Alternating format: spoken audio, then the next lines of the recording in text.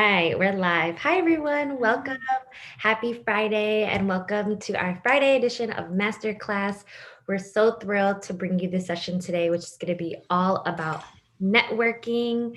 And we have a really great session for you, so you can figure out how they get the salary and title that you deserve. Before we get into that, I just want to do a little bit of housekeeping. For those of you who are new to the Mom Project, welcome. We're a digital talent marketplace and a community where you can realize your full potential. Through our marketplace, we connect you with job opportunities at family-friendly companies that allow you to thrive at work and at home. And through our community, we provide you with support, tools, and connections you need to keep moving forward in your journey. Today, we have Malinda Coler, who is the founder of LessonsUp, a career accelerator to help underrepresented people generate higher income. And we're going to be jumping into mastering the art of networking so you can get the job you deserve. We know that this is a big topic for our community right now. So many people are networking and trying to level themselves up and get a better job. So we're so excited to have Malinda here with us today. So Malinda, I want you to further introduce yourself to everybody and get us right into the masterclass.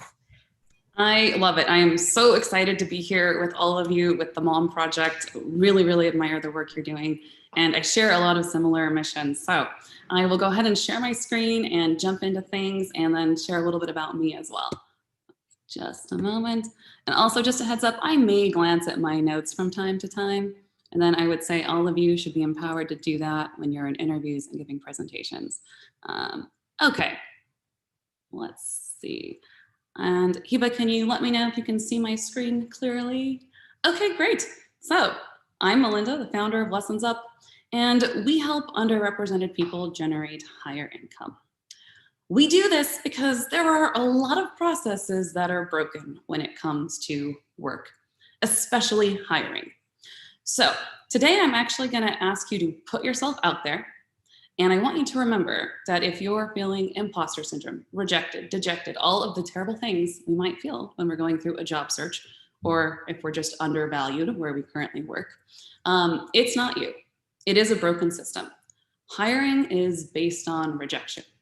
Companies say, I'm going to pick one person, but I'm going to go and I'm going to reject like 200, maybe 300 people in the process. Yay. Not yay. This is a problem. And we're going to change that, and we're going to do it together, starting right now with 3 actions that I'm going to ask you to take that you can take in the next 24 hours. And we're going to talk through these today. So I'm going to ask you at the end of this to write a networking blurb, post it in 5 places. And when you post it on LinkedIn, I want you to tag me so that I can help get your voice out there. Why am I the person here talking to you about this today? Well, like I said, the system is broken. Some of us remain largely invisible in the workforce, and some of us have privilege. And one day I walked into a world of privilege completely unexpectedly. I actually grew up in Stockton, California, single mom, raising 3 kids. I helped run daycare. We shared our house with other people. I mean, it was the hustle life. And I became a teacher just like my mom and my mom's sister and my mom's mom. That was the life I really thought I was going to have until I walked into my friend's startup after work one day and wound up getting hired as a product manager at the outset of the iPad. Over the last 11 years, I've actually been hiring my own teams, building growth teams and operations teams to scale awesome communities of people. And I've learned a lot about the hiring process. And in fact, I've developed some systems and insider knowledge that I want to give to everyone here today so that you can get through the hiring process, but a different way, because the current program just doesn't work, right? It singles people out. Let's take Tosh, for example. Tosh is brilliant. She's been in marketing for over 6 years, and she single-handedly built a campaign for New York City hospitals to increase flu shots among low-income children by 30%. She actually identified the problem, developed all of the creative, figured out all of the distribution tactics, and achieved this on her own. Her title when she did this was assistant marketing manager.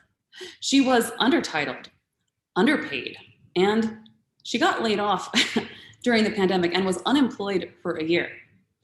So a lot of us are in this same situation. We're undertitled, or we're underpaid, or we're unemployed. And all of this is simply unacceptable.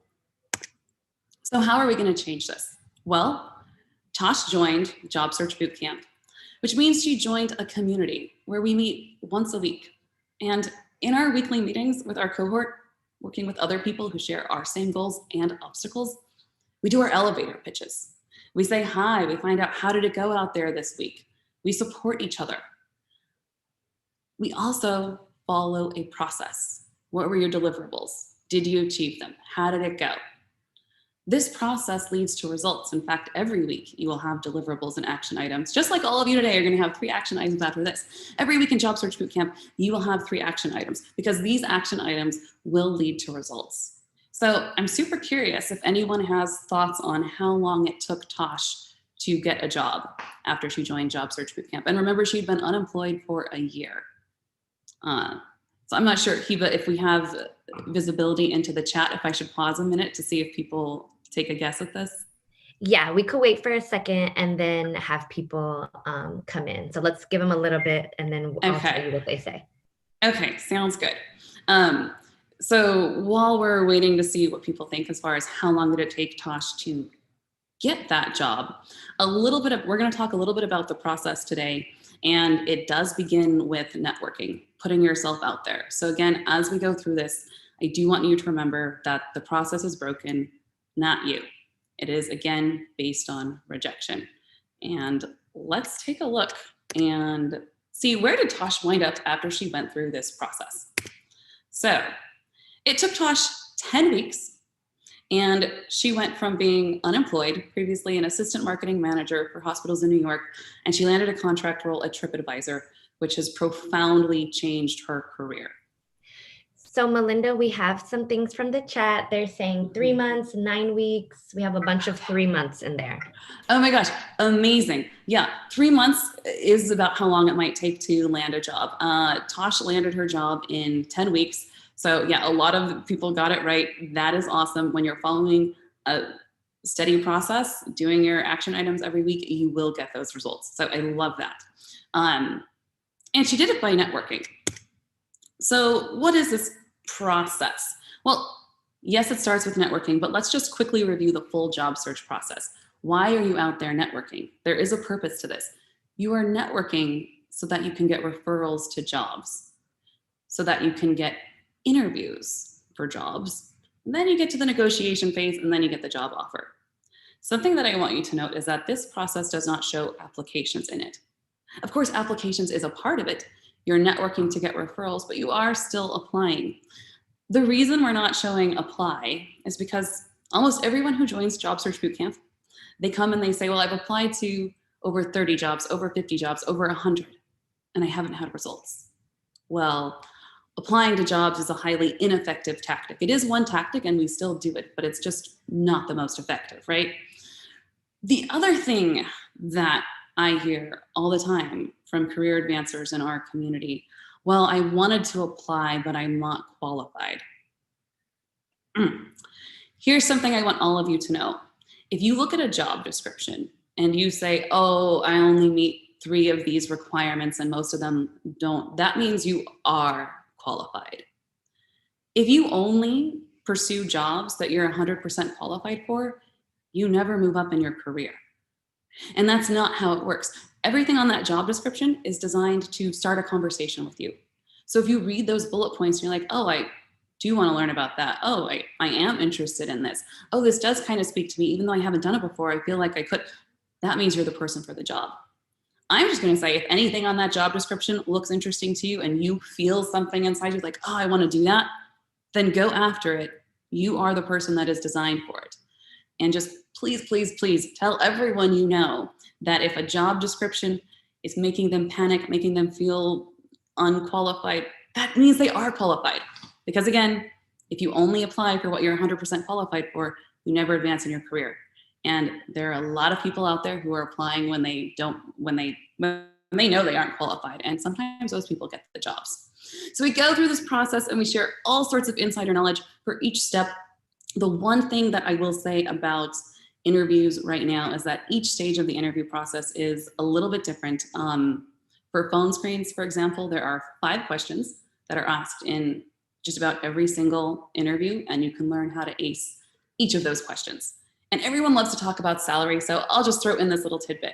During your phone screen, if they ask you about salary, you are going to start negotiating right then, but you're going to do it by putting relationships first and using positive language while holding your power at the negotiating table. So it sounds something like this. Thanks for bringing up compensation. I'd really like to use the interview process to learn a bit more about the role so I can give you a realistic number. I'm curious, what's your range? Now, if they come back, because they will, and they'll ask you for your number first, then you're going to put the relationship first and you're going to give them something, but you're still going to give yourself leverage here. You're going to use positive language. I would say yes to a number between X and Y, depending on what I learn about the role, right? And that number, that range that you give, it's like the highest end. And they're not going to blink. They're just going to, okay, great, and continue the process. Okay, but we're here today. I like to share a little bit about the full job search process to talk about networking. Why are we talking about networking? Well, Pratigya graduated with a master's degree in computer science.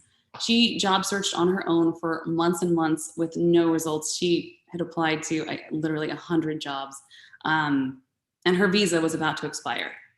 And she had a very, very tight deadline. So she started the networking process. And this is what it looks like. You write a networking blurb, you post your networking blurb, and then you conduct networking calls. Sounds really simple, right? And I'm sure there are some questions right now. What is a networking blurb? Here's an example of a networking blurb. When Michaela joined the program, she'd been unemployed for a year as well. And when she joined boot camp, she did not want to post her networking blurb. It took 4 weeks into the program for her to finally do it. And this was what she came up with. At the time, I took this screenshot. 15 people had, well, yeah, there were like 16 reactions. And this led to some incredible results. So Michaela actually landed calls with vice presidents in her dream field. And even though in Job Search Bootcamp, we actually say post your networking blurb once a day when you're on your job search, so 5 times a week, she had to stop posting it after 4 times because she was flooded with calls. So how did Michaela get to a blurb that looks like this? First of all, I want to say that when Michaela joined Job Search Bootcamp, she came in saying she didn't really have transferable skills or key results because she hadn't worked in tech. She'd been in education and nonprofits. And said, I've heard that story many times before. All of us in the cohort, we all feel the same.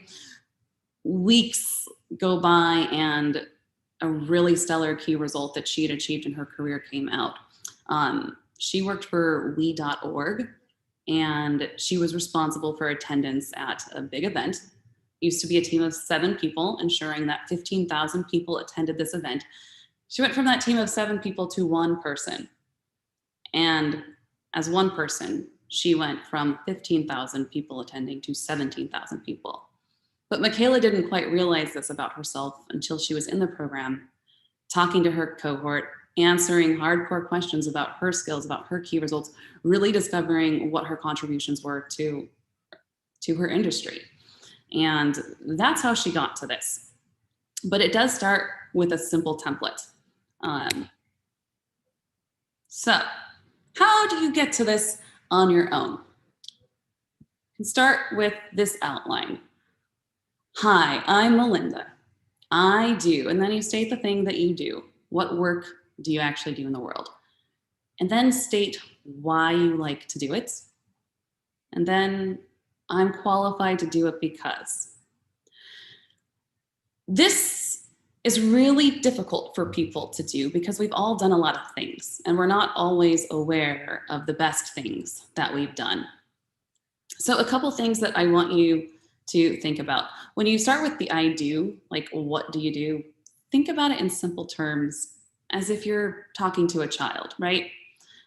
Plain, simple language works best. And when you think about your because, why do you do this? A lot of us start with our passion, and that's great.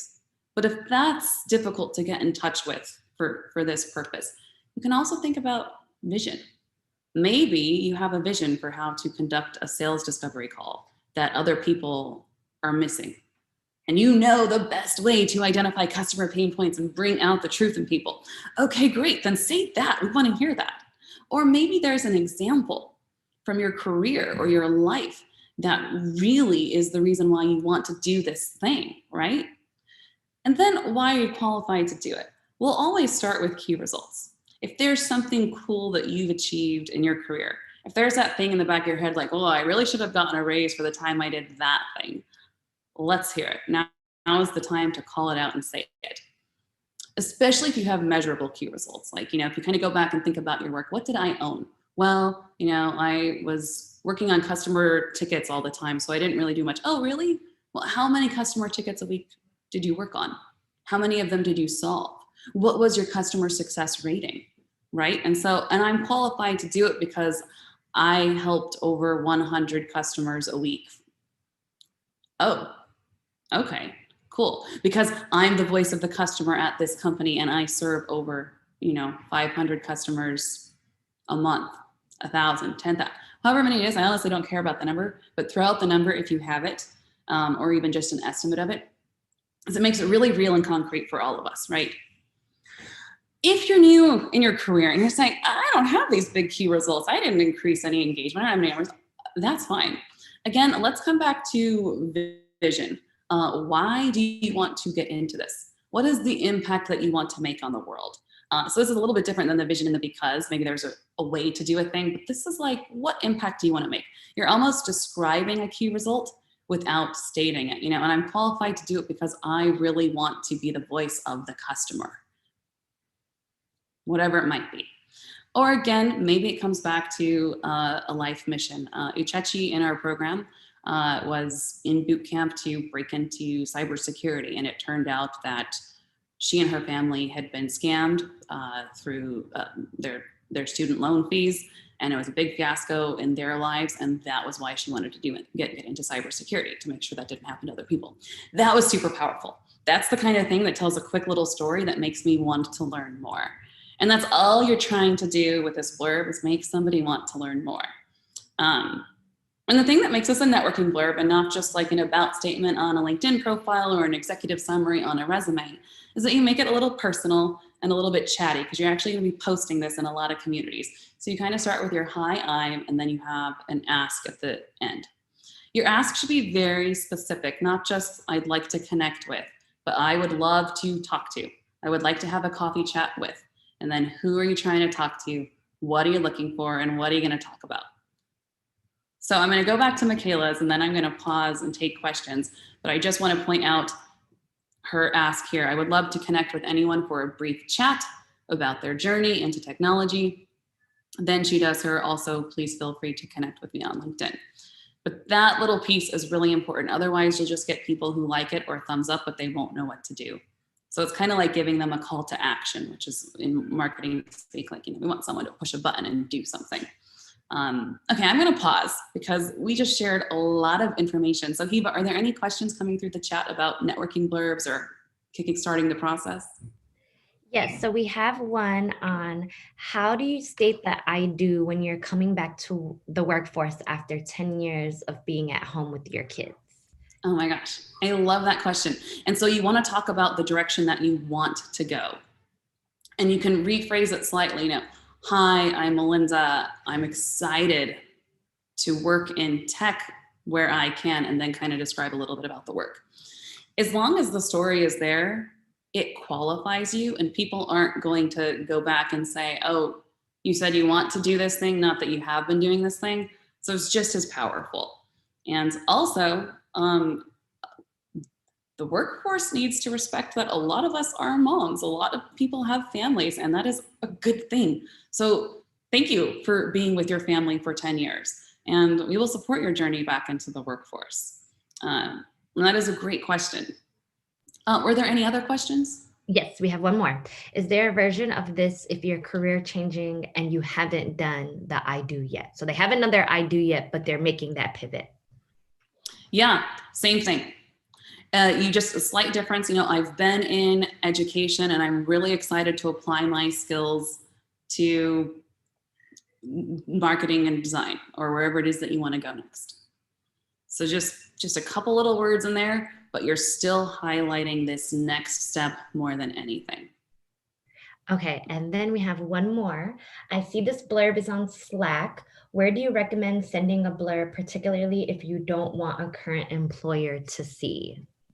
Yes, definitely. So in Job Search Bootcamp, we actually have like a list of like 10 different places. There is a tool called slowfile.com where you can go, it's a little database of Slack communities, and you can search over, I think we have over 2,000. So that's one great place to go and say, what Slack community should I join? And you'll just go in and you'll search by your industry. The other thing too that's really powerful is Facebook groups.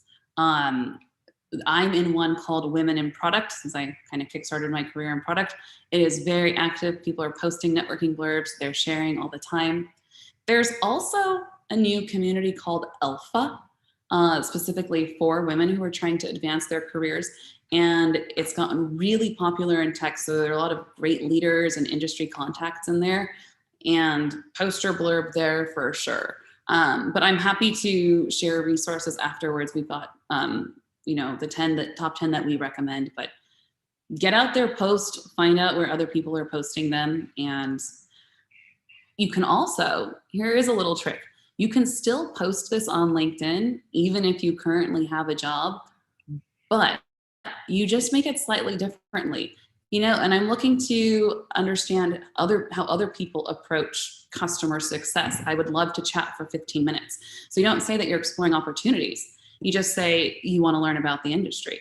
And that looks great because, hey, if you're at work right now, you actually should be out talking to other people who do your job to learn from them. And then if your company sees that, they're going to be like, oh, that's really cool. Michaela's out there learning how other people approach, event marketing. Great. So almost the exact same thing, but just a little bit different at the end. So let's say you can post it anywhere, but I understand there is more hesitation if you currently have a job. Yeah, great question. Perfect. Okay, we could keep going. We don't have any more on the networking blurb. Okay, great. Then I will. Okay, we talked about how to write it. A little bit more on this because in Job Search Bootcamp, people see this and they say they're going to write it, and then they come back a week later and it didn't happen. And really, it could happen in an hour. So we do have some blurb builder questions to help you get started. What work do you do? Tell me as if I were a 5-year-old. What industry are you in? How many years have you been in this industry? Why is the work you do important for the world? And what are you looking to do next in your career? And so what we actually do is we turn this into a little tool to get your blurb written. So you will see that in Job Search Bootcamp, I stopped sharing my screen. That's always fun. We like to simplify everything as much as possible. So for example, we take all these questions, what's your first name? I'm Malinda. What work do you do? I build mutually empowered communities. What industry are you in? Tech. How many years? 10. What's one thing you did you're most proud of? I helped over 500 diverse people advance their careers in the last 7 months. Why is this work you do important for the world? Everyone deserves equal access to opportunity. And what are you looking to do next in your career? To find awesome people who want to give the power companies have back to the people who power the companies. And then we answer those questions and you have the beginnings of a little networking blurb. And you could actually post, if you take this little tool and type it in, you could literally post this and you would get results. So that's what I say when I talk about our process and the actions that you're doing. We're going to make this as simple as possible for you because what we want more than ever is for you to be able to get out there and do these things right now. Okay, so we talked about your networking blurb and everyone's thinking, okay, enough with networking blurbs, we get it. There are other networking tactics that we will do throughout this program. And again, remember, you are doing these networking tactics so that you can land networking calls. So other ways to do this, reach out to leaders. Why would I reach out to a leader? We recently had a hiring manager mixer. Every month we have leaders from top companies come to job search boot camp and meet with the community.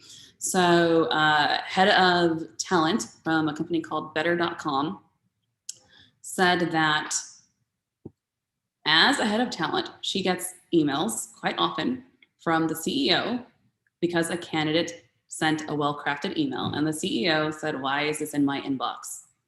Sends it to the head of talent. The other reason why the CEO is going to forward this on to either a head of talent or a recruiter or someone else is because it actually makes it actually makes the CEO a little bit concerned. They're going to go back to their head of talent or recruiting and say, "Hey, why are these qualified candidates reaching out to me? Didn't we make it possible for them to get in touch with us?" Well, actually, no, you didn't. You put out a job description and it's pretty discriminatory. So that's why they're reaching out to you. That said, they're going to question, is there something wrong with their hiring process? Why aren't we reaching out to these candidates? Why are they coming to me? And they're going to forward it to somebody else. Remember, everyone in an organization, they never want this thing to get to the CEO. Like whatever they're doing, they want to take care of it before that person sees it. So that can actually be really, really powerful. A well-crafted email. And what is a well-crafted email? It talks about them first, not you.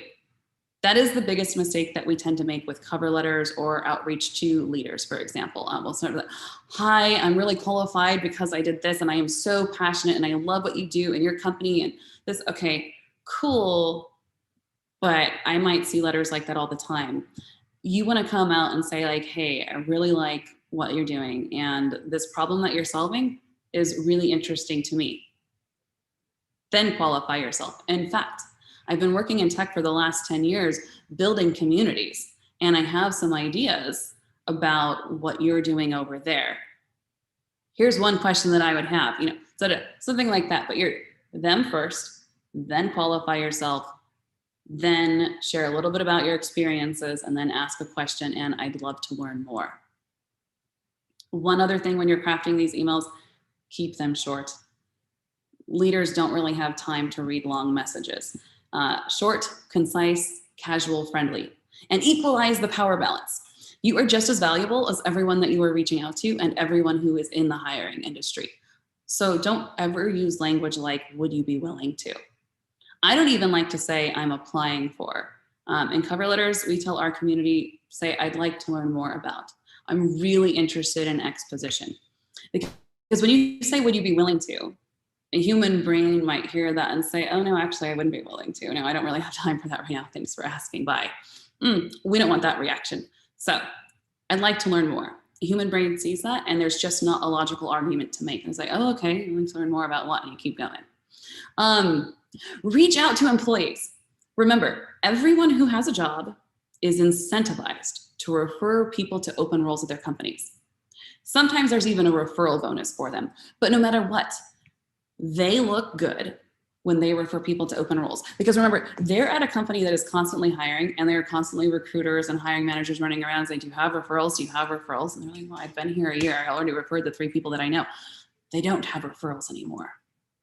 But if you reach out to them, suddenly they do. So you actually just empowered them. The other reason you want to reach out to employees, remember, most of us are going about our day-to-day job and we probably don't feel very valued at work. You reach out to someone and say, "Hey, I saw that you're a community manager at Disney. This is the most awesome thing ever. I'd love to learn about work-life culture there." And suddenly I'm like, "Oh my gosh, somebody actually cares about what I do. Oh, that's cool." So you just empowered that person to feel better about what they do because no one at work right now is getting enough recognition. So consider it that way and make all of your asks offers where you highlight something about the person that you are genuinely interested in, right? Recruiters are great to reach out to. It is their job to find you. And at our last hiring manager mixer, Brooke from Beyond said that recruiters are your friends. We want you to get hired just as much as you do. And everyone's face lit up, but it's true. The other thing too, if a recruiter, an employee, or a leader has that little hiring halo around their face on LinkedIn, that is an open invitation to reach out to them. You definitely want to make use of your network of past colleagues as well. Simple email. "Hi, it's been a little while since we worked on XYZ project together. I saw that you're at blah, blah company. Great sign. It's a good work culture if you're there. Hey, I'm exploring opportunities. I'd love to learn a little bit more about what it's like over there. Boom, you just landed a networking call. Probably going to get a referral.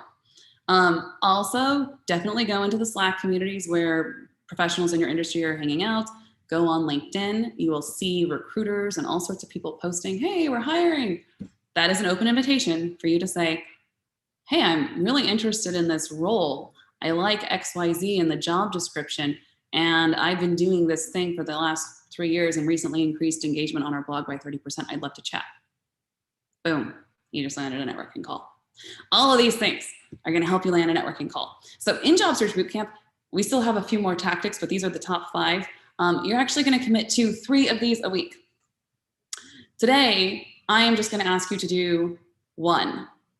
Write your networking blurb, post it in 5 places, and post it on LinkedIn and tag me, because then I will repost it and share it and put it out there.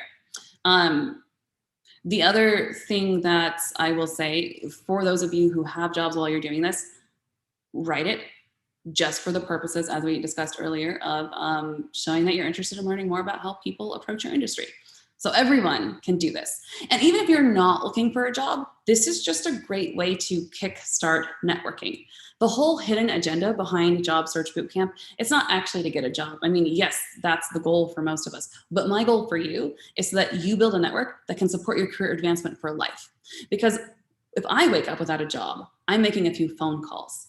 I have the great privilege that for the last 11 years, I've led teams at 6 different companies and I haven't had to apply for a job. And I want all of you to have that same opportunity. And it comes by having a network. So get out there and do these tactics and build your network no matter where you're at in your career, and you will start to open doors where you didn't know doors existed. So please do this. I cannot wait to see your networking blurbs. And I would love for you to join Job Search Bootcamp so you can come and master the art of networking, interviewing, and negotiating with your community. It is $200 a month for 3 months. And we will go in depth into all of these skills, share all of the great tools that you saw examples of today. And because you're in the Mom Project, and this is like the coolest community ever, we do have a special offer. Sign up by August 22nd, and you can get it for $175 a month. And other than that, regardless of where you're at in your career, what you're doing, or what you do next after this, please keep in touch. My favorite question to ask people is, where are you at in your career and where do you want to go? Oh, I will just say, if you don't know where you want to go, we have a whole set of exercises to develop career direction too. But I have just shared a lot of information, so I'm going to pause. Hiba, do we have any questions? We do. Okay, let me get them here. So we have some questions that we pre-vetted from our community when we send out the email and everything.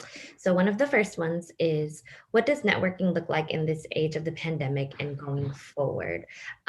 How can we start utilizing more online spaces to be networking? Similar to everything you just kind of talked about today, but what is your vision for what networking is going to look like today, tomorrow, and the next couple of years? Yeah. The people who have power right now are in a big transition. You may have noticed that with the pandemic happening, a lot of industries are collapsing a bit. Retail spaces, restaurants, and what's happening is as these employees enter the workforce, there is a big power shift. And you'll start to see this in some of the tech companies. Right now, tech companies have started to change their policies on remote work because so many people said that they just simply weren't going to come back to work. So they finally all just changed their policy.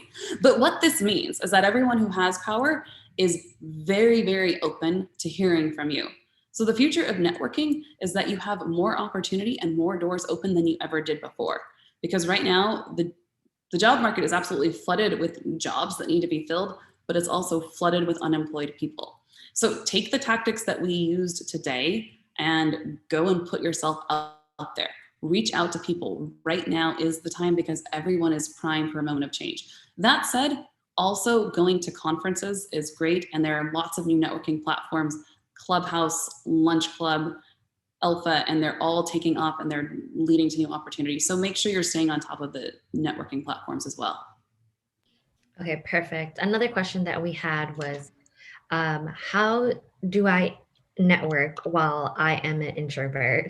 I think a lot of people get very nervous when it comes to networking. So what tips do you have for people that are a little bit uncomfortable with stepping out of that comfort zone to, land at the place that they want to be? Oh my gosh, yes, I'm so glad that you asked that. So I'm going to just go straight into our curriculum and our process here. And the key is to have a structure, because it is really hard to put yourself out there, right? But when you conduct a networking call, you can equip yourself beforehand. So before you go into a call, you're going to do 3 pieces of research. You're going to figure out, how am I going to build rapport with this person so we're not just like, oh, how's the weather in San Francisco? Oh, yeah, great. You're also going to prepare a kickoff question to ask them in advance. Maybe it's, how did you get into your field? What does the day-to-day look like? And you're going to wrap up with a really strong ask. And if you're on your job search, you're asking for a warm referral. So you prep yourself with these 3 things. But the really good news is that when you conduct a networking call, it should only be 15 minutes if this is through cold outreach. And for the majority of that time, you were there to listen. Because if you were there to talk, you could just be talking to a wall. And now you've turned this other person into a wall, and they're like, why was I here? Also, if you don't have a strong ask at the end, they're going to sit there and they're going to, okay, so what can I help you with? Which means, why am I here? Why did I waste your time? So don't waste their time. Be ready with a strong ask, and hopefully your ask is for a referral. And also for us introverts, and it's harder to ask for things, ask in a way that empowers the other person first. So don't make it transactional. You don't have to say, hey, would you refer me to this role at your company? That's not going to make anybody feel good. You're going to say, hey, Hiba, I love everything you've shared with me about this amazing community with the Mom Project and everyone's goals right now. I know that you're a person I would want to work with. I saw an open role I'm interested in. What's your referral process? So the way you do these calls is you listen carefully during that 10 minutes. Then you reflect back 2 to 3 key things they said that resonated with you. Then use everything you said about X, Y, and Z. I know this is where I'd want to work. In fact, this just went to the top of my job search list. Hey, what's your referral process? So the best way for introverts and for anyone is, of course, just equip yourself beforehand. Take 20 minutes, do that bit of research. I will say, once you do it once, it gets easier and easier and faster to do. Yeah, great question. Perfect. Okay. I hope that helps whoever asked that. We have one that came through the chat. I have a media kit that illustrates my career aspirations. Is it okay to attach that media kit to my networking blurb? This is like a portfolio? Yes. So like Yeah. something with a link that they can. Yes, definitely. Absolutely. A lot of people in the program do that, especially if they're designers or a media kit. Is like, let's say, feel free to connect with me on LinkedIn and you can check out my media kit here and then just link to it. Yeah. Okay, perfect. One other question that came through the chat is, can you elaborate a little bit more on joining these Slack communities? I think people are a little confused because when they think about Slack, they think about like it's only for that specific workspace, but I don't think people know about Slack communities. So I think they just want a little bit more on how to join Slack communities. Oh my gosh, yes. So Slack initially started for different companies to communicate among themselves, but anyone can start a Slack community. And what's happened is professionals in various fields have gone out and created Slack communities so that they can go and hang out and share knowledge. In fact, let's go to, where did it go? I'm in a lot of Slack communities. I recommend that you only need to be in a few. But yeah, so this one is called Growth Hacks. It's for people who work in growth and marketing. And if you go through, you'll see, okay, people are saying hiring and they're posting jobs. So if I was looking for a job as a senior growth product manager, I would go and I would reach out to this person right now. And I'm just going to kind of go through and see what people are posting about. But most of these communities have these areas where, either hire me and people are kind of posting their blurbs here, or they're hiring. So we actually, on our upskill calendar, we offer sessions on advanced networking tactics using Slack. So we can identify with you which communities you should join, how to find those communities, how to get started in Slack, and then how to best navigate Slack for your job search. Okay, perfect. So as long as people know, they can always come back and reach out to you and figure out how they can join that. Because even I had no idea about Slack communities. That's honestly super cool. So a question that came through the chat was about LinkedIn now started offering in their profile that you can like record a video of yourself as like an opener of your profile. And you could talk about a little bit about yourself and what you do and what you're looking for. For resumes and kind of just in networking in general, for your blurb, is it okay to put your photo up on like your resume? Is it okay? Do you think that that's like something people should do, should shy away from? What do you think? Yes, put your photo, because people like to hire people. It's one of the top tactics in marketing is just people like to see human faces. So if you do that, they just naturally connect with you a little bit more. And in fact, when we talk about our resumes, we offer, we do a whole section on resumes, and this is, I can share my resume as a quick template just so everybody sees. But this is the template that we're using that is landing people results. People will come in and they'll say they haven't had traction on their job search for 8 months. They redo their resume, redo their LinkedIn, and then 4 weeks later, they're like, oh my gosh, all these people want to hire me. So it's great. But yeah, definitely photos. Remember, you're always trying to start a relationship and a conversation. And having your photo there can do that. We're kind of in this whole age of like personalization and personality. Yeah, I know. I like what you said right there. People hire people. So they rather put a face to the name than look at all these different qualifications. So that makes total sense. Another question that we had for you is when we are networking online in these online spaces, how do we identify the hiring managers in our target companies and industries? How much research is too much research before you start feeling like a stalker? So one of the top tactics is to reach out to leaders, and you don't have to put too much thought into it. You can literally go and make a list of your, top 10 companies that you want to work for, and then just go and search by title and see who's a director in that job area. So if you're trying to get into marketing, look for director of marketing. If you're a director and you're trying to get into marketing, then look for VP or head of, right? But it actually doesn't take that much time. Okay. Yeah, because LinkedIn search is pretty good about giving, like you can go to a people page on LinkedIn and search. And we can do in-depth sessions about that too. Okay, perfect. Another question that we had is around salary. I think a lot of women, especially, don't know how to even start the negotiation process or get a little shy and timid when it comes around compensation.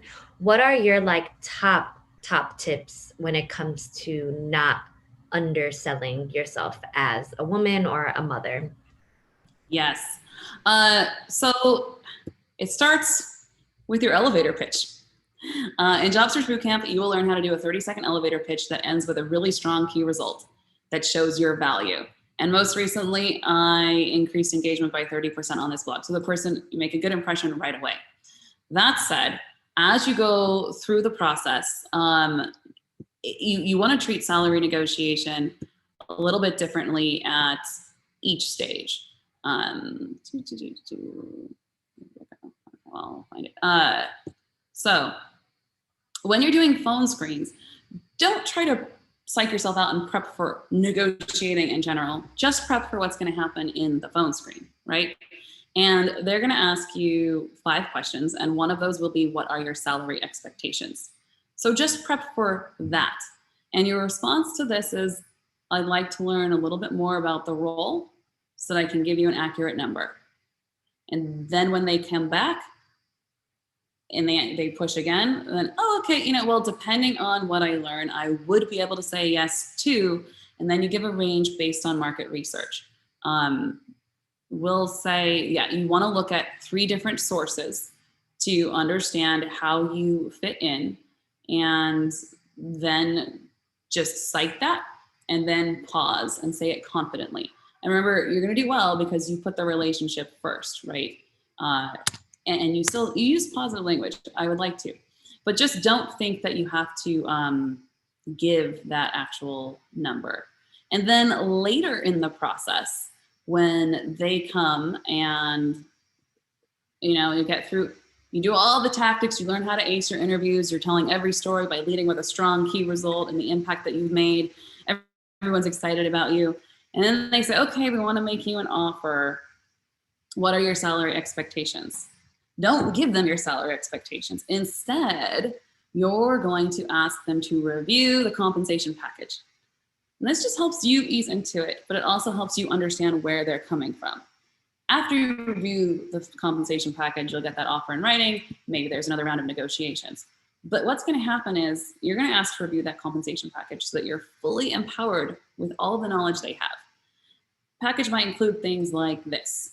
And the way it's going to work is that they're going to use all of these things to negotiate with you. If you say, oh yeah, I could say yes to a number between, $70,000 to $85,000. And they're going to say, okay, great. Well, actually, we're offering you $65,000, but good news, when you take into consideration your retirement and health insurance, it's actually worth $85,000. Like, wait, no, that's, So you find that out ahead, so you can just be on the same page with them. That's the best thing to do. And definitely look and research your 3 resources for salary.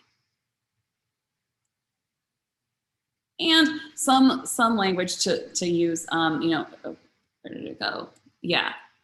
Thank you for bringing up salary. I'd love to get an overview of the compensation package. This is really valuable information. I'm excited to work on your blog, and I would love to hear your budget for the role. Depending on the official compensation package, I could say yes to arrange it. So there is just lots of language throughout that's going to help you. Okay. Perfect. Any other questions? Yeah. No, I think that was really good, because I think a lot of people get tripped up on the research that they have to do, what they need to counter, what to even say. And I think even starting out with a positive language helps so much, because it takes the pressure off of, because talking about money is like very hard sometimes for some people. So using that positive language obviously takes that pressure off for sure. Okay, good. Yes. Question. Okay, the last thing that I will say about salary is definitely ask for more. If you state a number and they say we can do that, you just left money on the table. If you state a number, they say that's a little outside of our budget, that's exactly what you want to hear. And then it means they're going to come back with a number that is higher than what they offered, but probably not quite as high as yours. So you're always aiming for that. And if they say, oh yeah, we'll get the offer to you tomorrow, we can meet your salary expectations, you're backtracking right away. And you're saying, oh, okay, great. I look forward to seeing the offer. Also, I'm still in the job search. So I'm doing, my market research. I would be able to say yes to, and then you just throw it out and you change that number on them. Just keep negotiating. Okay. Next question. Negotiating, yeah. Okay. Next question. What is a good system to keep in touch with an extended network and to keep connections warm? I think a lot of people, the one thing that people get tripped up about networking is they think that they have to always be in contact with their, network or people in their community. And that's a no, you don't have to. So what is your tips around keeping in touch, making sure your extended network doesn't forget about you, but also, keeping those connections still intact and not, popping up on somebody after not talking to them for 15 years? Definitely. First of all, we've had Karina in our job search boot camp. She came and said that she felt like she was reaching out to people she hadn't talked to since high school. So, and it worked. She got her job. But that said, doing that actually starts with your follow-up, which should happen within an hour after a networking call. And you lay out some key pieces in the conversation that they will always be able to refer to. And you don't necessarily say thank you, because that implies a power dynamic, but you show appreciation. Hey, Hiba, I really enjoyed our time today. I especially loved the clarification you gave about all the questions that are coming from your community. I would love to keep in touch. As I mentioned, I'm exploring opportunities. I may be reaching out in the future as I see things pop up. Let me know if there's anything I can do in the meantime to support you. So you just laid it out. Here's what we talked about. Be prepped. I'm going to follow up with you. Let me know if I can support you. That is one tactic. After you do that and you kind of developed that relationship of like, we are here together for this purpose, you can certainly do things like a lot of people in our community, what they'll do is take those notes on the interesting things from the networking call, and then they'll do a post on LinkedIn a couple of weeks later, or maybe even a couple of months, like, oh, I've been thinking a lot about KPIs. Remembered my conversation with Hiba a few months ago and she said X, Y, and Z. Here are my top takeaways right now. What's everyone else thinking about with KPIs? But now you just did Hiba a favor, put her voice out there and let people know that she's saying cool things about KPIs. Make introductions as well. Send recommendations. So as you meet other people who could be interesting to this person, let them know. Remember that everyone who has a job in some way, shape, or form, they are always hiring. They always have a goal. They're always trying to achieve something. So just kind of keep that in the back of your mind. But also remember that networking is something you are actively doing when you're looking for a job. And it kind of just follows you throughout your career, but you don't always have to be as on the gas pedal as you are during your job search. You actually want to switch into relationship building mode and really start making a map of the people who are external to your company, but could be helpful for you in your industry, and especially the people who are internal to your company, and start relationship building with them. Okay, perfect. I hope that really helped to the community member that asked that question. Okay, so we're almost coming up on time, Malinda. I wanted to ask you, what are your last and final tidbits you want to share with the community today? What is one thing you feel like they need to step away from watching this masterclass that they need to keep with themselves? What's that one gem that you feel like is, the one thing that they should take away from this masterclass? What would that be? Stop cold applying for jobs. Put yourself out there and ask for referrals. And the reason I say that is because the hundreds of people who have come through our programs, they come because they've spent all of this time looking for jobs, and then they think they're broken. Mm-hmm. And they never are. In fact, they always turn out to be the most incredible, awesome people. So that is just not an effective job search tactic. Put yourself out there, and remember that nobody knows what they're doing. And just by being here today, you're already showing a lot of signs of leadership and ambition. So continue it. Yeah, no, that's awesome. I feel like a lot of people, unfortunately, with just the climate of the pandemic and everything that's been going on, they really do just cold apply to everything, easy apply on LinkedIn, utilize these factors, and then they apply to so many places and then they don't hear back. It could be very, very discouraging. But like Malinda said, everyone, take the time to actually nurture these relationships and utilize these networking skills that you have. I do want to let everybody know that we will be sending a follow-up email with the link to the bootcamp special for our community members. Also, some other resources that Malinda shared with us today will also be in that email. So don't worry, we got your back. Malinda, thank you so much for joining us today and giving us such a great lesson around networking and, really being like mastering that art, and that way our community members can like really get the job they deserve. And fixing that job search strategy is basically what you just said. Like that strategy, once you hone into that, you can apply anywhere. It's just figuring out what that strategy is. One more time, let everybody know where they can reach you and connect with you, and where they can talk to you and all that good stuff. Yes.